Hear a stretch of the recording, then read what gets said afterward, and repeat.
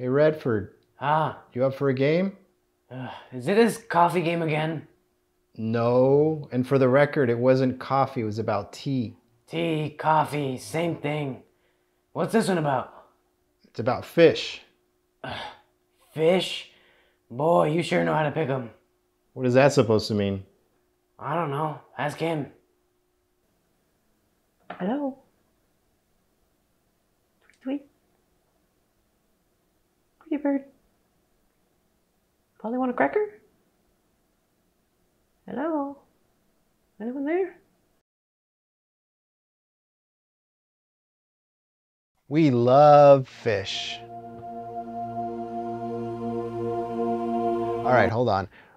Yes, we love fish like that, but we also love fish like this. Okay, before anyone gets upset, let me just say that humans aren't the only ones that love fish. You see, there's this thing called natural selection. So even fish love fish. You see what I mean? Okay, here we go. This is Battlefish.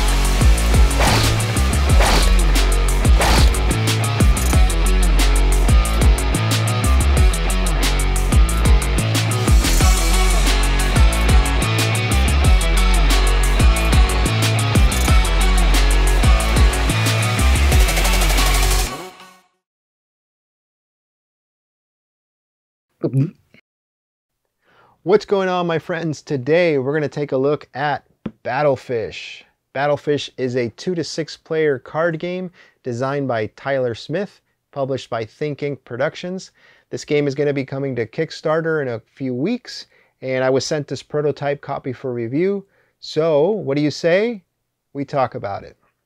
Battlefish is a capture the flag style card game where you can play either as individuals or as teams. Either way, you're going to be controlling an army of fish in these battle mech suits.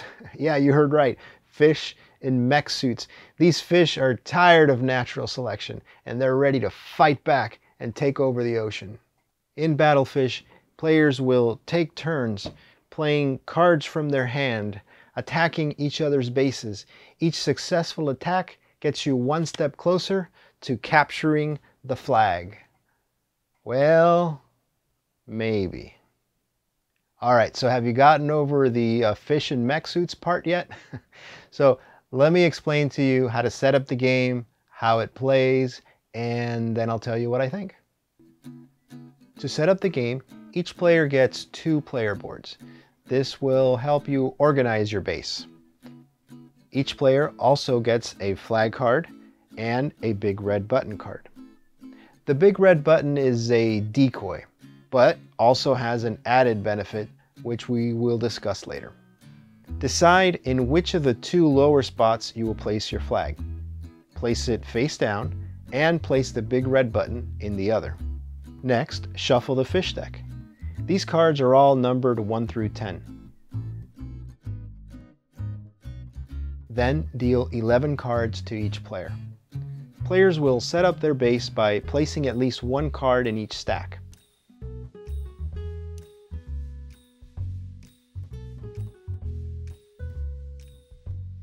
Any remaining cards can be placed on any stack up to a maximum of 3 cards per stack. This also applies to the flag and the big red button stack.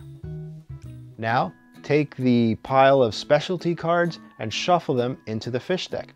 These specialty cards provide a bunch of special abilities, which I will explain a little later. Now, deal 5 cards to each player. You are now ready to begin. Players will take turns taking one of 2 actions. They can either attack or fortify. To attack, a player will choose 1 to 3 cards from their hand to form their attack pool. Then they choose to attack either the player on their right or the player on their left. Choose which stack you're attacking. You can only attack exposed stacks, or in other words, stacks on the front lines. The attacker puts down the cards they are attacking with. The defender reveals the cards in the stack being attacked. Add up the cards.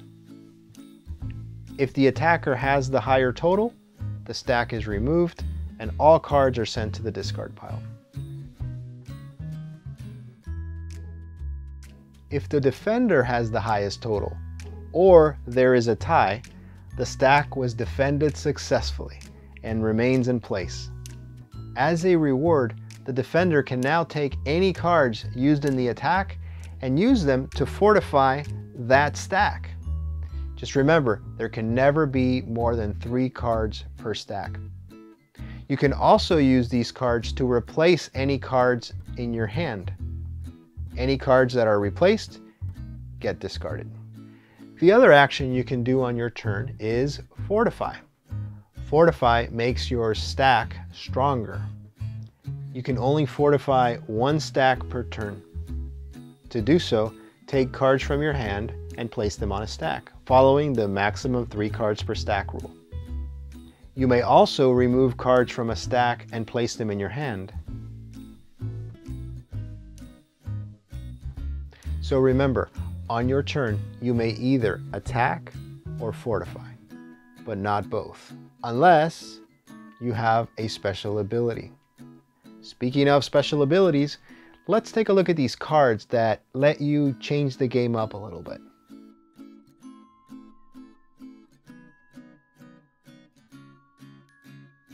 We have Invasion, which doubles the value of 1 card. Spy, which lets you look at a stack before attacking it. Reinforcements lets you take 2 actions this turn. So with this card, you can attack and fortify on the same turn. Retreat.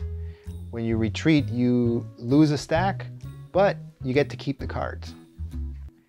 There's the Bomb. This divides an enemy's total in half. And to counter the bomb, we have the Bowl of Water. So as you can see, these specialty cards can really change things up, either for the good or not so good. After a player has either attacked or fortified, you take 1 card from your hand and put it in your personal reserve pile. This pile can never have more than 2 cards. If it does, discard the oldest. You may draw the top card from this pile to strengthen an attack or a defense. The 3 maximum card rule still applies. Play continues like this as players attack each other's stacks in an effort to eliminate them and make their way to what hopefully will be the flag and finally capture it. I say hopefully because you might be going down this path thinking it's the flag, and when you finally get there, it's the big red button. So that's where the big red button can become a decoy. Now, one thing to note is that both the flag and the big red button are worth 15 points each, and a fortified big red button and a fortified flag is worth even more. Now, if the big red button is ever captured, you don't lose the game. Your opponent takes the big red button and now can use that in a future attack. One thing to note too, the big red button does not count towards your maximum 5 card hand limit. After you've resolved an attack, or you've fortified, and placed a card in your reserve pile, then you draw up to your hand limit, which is 5 cards. If your flag is ever captured, then you're out of the game. There is one more thing. Included are 4 shark cards. These shark cards can do whatever you want them to. All players agree to the ability they want to assign the shark cards before the game, so have fun with it. Maybe it's an all-powerful weapon. Maybe it forces everyone to pass their hand to the left. Or maybe it's useless. You decide. And that's how you play the game. Now, what do I think of Battlefish? Okay, so let me start this review by saying right off the bat that we really enjoyed our time with Battlefish. We played this at 3 players every single time, and every single time we had a lot of fun. Now, in our first couple of games, inevitably, there was always one player, my daughter, who went for an attack first strategy. And it seemed like the game was going to end pretty quickly. And I think it did end pretty quickly for her. And then it turned into a 2-player duel between me and my son. So keep in mind that an attack first strategy may not always be the way to go. And I think that's where this game shines, because you get those 11 cards at the beginning of the game that you have to distribute among the different stacks in your base. So right away, you have to make a decision. You have to look at your cards and you have to decide, all right, am I going to make a strong front line? And so let's just say here are 8 cards and we have 3 more. So am I going to make my front line stronger, or am I going to make my second line of defense stronger, or am I going to go right to fortifying my big red button or my flag? So that's an important decision, because for example, if these are my remaining 3 cards here, a 2, a 9, and a 1, and I decide to, okay, I'm going to, this 8 is pretty good, so I'm going to leave it like that. This 1 could use some help, so I'm going to put a 9 here. Now this stack is 10. Of course, my opponent doesn't know that. This 3 and 4 are a little weak as well, so I have a 2 and a 1 left here. What am I going to do? Should I put these 2 on the 4 and just make it a 7, or put it on the 3 and make it a 5? So those are the kind of decisions you have to make at the beginning of the game and throughout the game as well, when you're deciding whether you're going to fortify or attack. Then there's the element of deception, which is pretty cool in this game, because at the beginning you decide where you want your flag and where you want your big red button. Obviously your opponent doesn't know that. And you can start fortifying this part of the board in an effort to make your opponent think that this is the flag. Or you might be using a little reverse psychology. Maybe this is the flag. So you keep your opponent guessing. And at the same time, you're trying to guess where your opponent's flag is and where your opponent's big red button is. But don't discount the advantage of going for the big red button. Remember, it gives you 15 points as an attack, and it doesn't count against your hand size. So this is a pretty powerful card to capture. And it could be exactly what you need to end up capturing the flag. Now let's look at the areas I normally discuss when I do a review, starting with the art. Now the art, again, this is all prototype components, but I think the box, every time I look at this box, it makes me laugh, just because it's so good. Fish in mech suits is one thing to say it. It's another thing to see it, and the art is, you can tell this game doesn't take itself too seriously. The art is really nice on the box. The art on the cards is also really good. You know a game has good art when it gets you to look at all of their cards, and this game will get you to look at all of their cards. It's just really well done, so the artwork gets a good grade from me. Let's talk about gameplay. As we've said many times before, a game may look great, but if it doesn't play well, the game's no good. Well, Battlefish plays well. It's easy to learn, easy to teach, easy to play. The rule book explains everything nice and clear. It explains the cards, it tells you what they do. The cards themselves tell you what they do right on the card. The fish cards, obviously, the only important thing on them are the numbers. And the specialty cards, well, it's printed right on there what each of them do.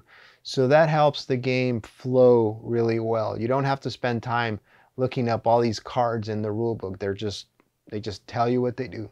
I like how on each turn you're faced with that difficult decision of either attacking or fortifying, because the temptation, of course, is to attack, attack, attack. But you got to remember, you're not only trying to capture everybody else's flag, you're trying to protect your own from being captured. Plus, you can't fall asleep in this game. You have to watch what other players are doing around the table, especially the one on your left and the one on your right, which are the two that you can attack. So in a 6-player game, for example, as those players are being attacked by others, you're watching to see where their flag may be or their big red button, and you're going to adjust your strategy accordingly. The specialty cards add that one twist to the game to make things just a little bit extra spicy. Imagine you get hit with a bomb and you don't have a bowl of water to counter it. May the big fish in the sky help you. Or you have an invasion card, which doubles the value of one card. That could be just enough to capture the flag or capture the big red button. Let's talk about those 4 shark cards. Remember we said that those 4 shark cards can be assigned any ability. You just agree to it at the beginning of the game, make something up, make it fun. So what we did in our games is normally the big red button and the flag, they don't move. They stay put. Wherever you put them at the beginning of the game, that's where they are the whole game. So we thought, why don't we say that when we play a shark card, we can swap these two if we want to. And it's a secret swap. So a player plays a shark card and then they can opt to swap these 2 cards. Maybe they pretend to swap them and don't swap them. So it's an interesting way. If these stacks have all been, removed and your flag is exposed and you have a shark card, well, you play it and then you swap it and then all of a sudden your flag is over here now. Or you pretend to swap it and keep it here the whole time. Since it's facing down, it's reverse psychology with your opponents. For another game, we decided that playing 1 shark card would do just that, allow you to swap the big red button and the flag. But if you played 2 shark cards at the same time, you would be allowed to replenish a stack. So normally when a stack is destroyed, it's gone for the entire game. You can't bring it back. But in this game, if you played 2 shark cards, then you could replenish a stack. So you can have fun with the shark cards. Again, there's no set rule for what they do. You make it up, make sure everybody agrees, and just have fun with it. What about replayability? Replayability is high in this game. Every time you play, you're dealt 11 random cards. So at the beginning, your base is never going to have the same strength. And it's never going to have the same strength throughout the game as you choose different ways to fortify your stacks. Also, the specialty cards that you get throughout the game will change up your strategy. And let's not even talk about the shark cards, which we already know what they do. But all that contributes to high replayability in a different game every time. Also, your strategy in an individual game will vary to the strategy you use in a team game. So replayability is good. And finally, ease of play. I think we touched on this already. The game is easy to learn. It's easy to play. You can play it with young children. You can play it with us older children. In fact, the box says ages 8 to 98. So that should tell you everything you need to know. But it's a game that you can pull out and play with basically anyone, non-gamers, friends, family, and you're not going to spend a lot of time explaining the rules. It's something you can get out on the table and play fairly quickly. And that brings us to the end of our review for Battlefish. Again, this game will be on Kickstarter very soon. I will put the link to the Kickstarter page down in the description below. You can go there now and choose to be notified when it launches. What did you think of Battlefish? Does this look like something you'd want to back? Let me know in the comments below. Let me know if you have any questions. I'll try to answer them as well. As always, I appreciate you watching. If you enjoy this content, click that thumbs up. Let me know you like it. Also, comment down below. And if you haven't yet subscribed to this channel, consider doing so and clicking that notification bell so you can be notified when we upload new content. So that's Battlefish. Hope you enjoyed it. That's all I got for now. We'll see you in the next one. Okay, Shane, let's go over this one more time. When fish get attacked, we call a meeting and make peace?